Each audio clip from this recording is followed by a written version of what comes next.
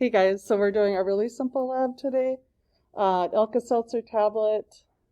These are, you can find them, this is like a Costco one, but they're for heartburn and when you have stomachache.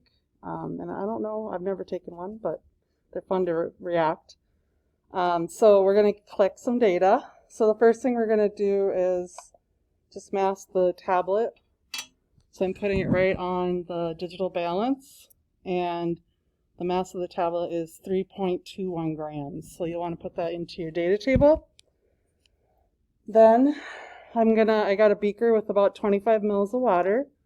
I'm going to mask this. And again, you guys, I don't know if you can read that. It might be flipped, but it's 102.21.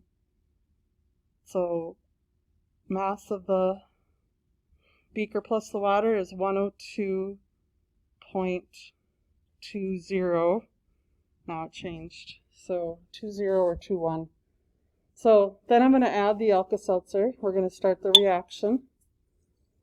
And we're producing carbon dioxide. So you guys hopefully can hear it and see it. And I'm going to pause. And then when I think it's done, I will show it to you again. And we will get the mass. And then we can calculate the mass of carbon dioxide. Okay, so this is kind of the end result.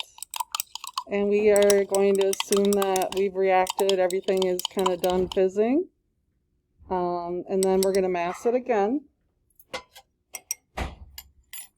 And the mass, again, now is, it's 104.75 grams.